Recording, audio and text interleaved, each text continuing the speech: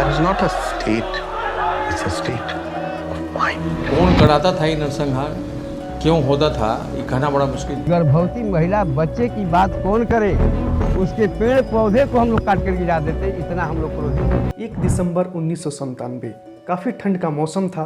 दिन था सोमवार और शाम के 7 बज रहे थे। उसी वक्त करीब 200 से 250 लोग सोन नदी को पार किए और नाव से नदी को पार करने के बाद जिन मलाहों ने उन लोगों को नदी पार करवाया था, उन लोगों ने उन मलाहों को तलवार से गर्दन काट के मार डाला। वो लोग रणवीर सेना के थे। मलाहों की हत्या करने के बाद रणवीर सेना संगठन के लोग लक्ष्मणपुर बाथे गांव में आए और वहां दलित समुदाय के लोग अपना मजदूरी करके खाना बना रहे थे। उसी वक्त रणवीर सेना के लोग पूरे बस्ती को घेर लेते हैं और फिर शुरू कर देते हैं मौत का तांडव।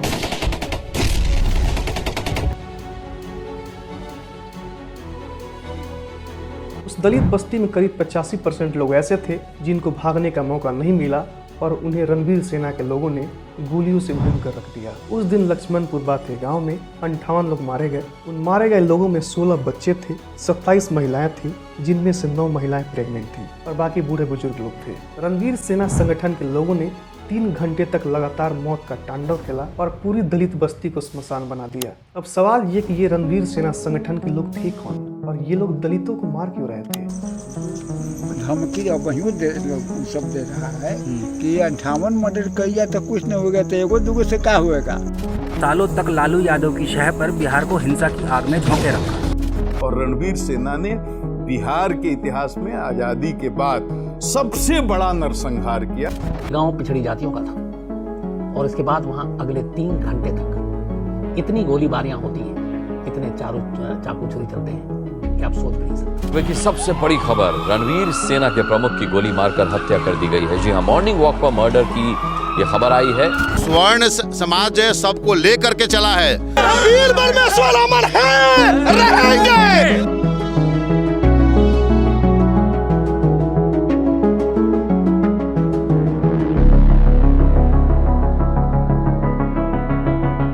रणवीर सेना की स्थापना 1994 में बिहार के भोजपुर जिले के एक गांव बेलाउर में हुई। इस संगठन के बनने के पीछे के मेन रीजन थे नक्सली।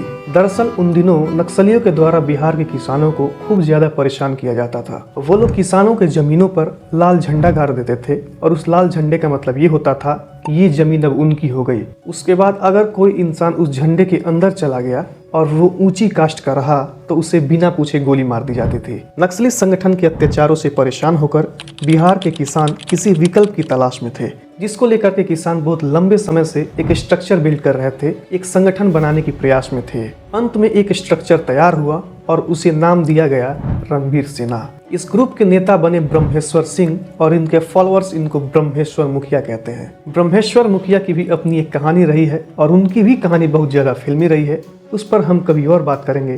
फिलहाल अभी के टॉपिक पर अब आप ये सोच रहे होंगे कि इतना बड़ा नरसंहार, इतना बड़ा मैसेकर हुआ किस लिए था। इस नरसंहार के पीछे की कहानी ये बताई जाती है कि लक्ष्मणपुर बाथे गांव में जो भूमिहीन लोग थे, जिनके पास प्रॉपर्टी बहुत कम था, वो लोग CPIML के सपोर्टर्स थे और 1992 में गया में एक इंसिडेंट हुआ था जिसमें हायर कास्ट के 37 लोगों को CPIML के द्वारा मार दिया गया था। और रणवीर सेना का मानना ये था कि ये लोग CPIML के सपोर्टर्स हैं, इसलिए ये लोग भी उस केस में शामिल होंगे। बहरहाल कुछ लोग ये भी मानते हैं कि रणवीर सेना ने ये इसलिए किया क्योंकि उनका मानना ये था कि CPIML दलितों को बढ़ावा दे रही है, उनको हायर कास्ट के खिलाफ खड़ा कर रही है। ये घटना इतना भयावह थी कि उस वक्त अटल बिहारी वाजपेयी भी उस मौके पर पहुंचे और उस वक्त के बिहार के चीफ मिनिस्टर राबड़ी देवी भी वहां पहुंची। इस मामले की CBI जांच हुई, लेकिन सबसे चौंकाने वाली बात पता है क्या थी? पटना हाईकोर्ट ने उन सारे आरोपियों को बरी कर दिया।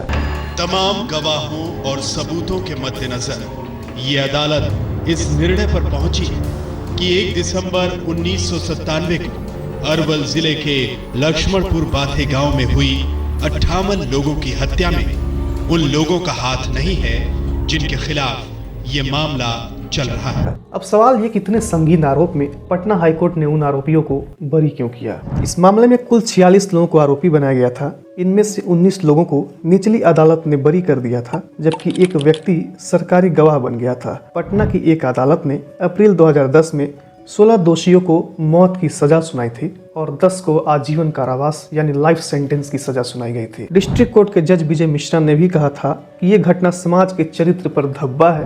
2013 में इन 26 आरोपियों को पटना हाई कोर्ट ने बरी कर दिया। बाद में कोबरा पोस्ट के द्वारा एक स्टिंग ऑपरेशन किया गया, जिसमें आरोपियों ने ये कबूल किया कि उन लोगों ने किस तरह से उन दलितों को मारा था।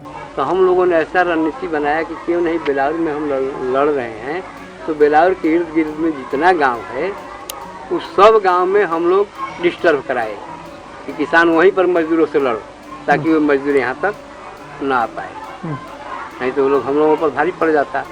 तो वहाँ चल रहा है, वहाँ चल हम लोग तो ऐसा रणनीति बनाए थे कि एक ही दिन में 50 गाँव में नरसंहार।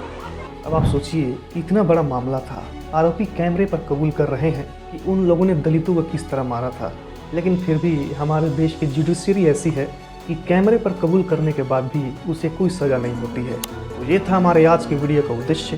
उम्मीद है आपको पसंद आया होगा। हम मिलेंगे ऐसे ही किसी इन्फॉर्मेशनल वीडियो के साथ, तब तक के लिए जय हिंद।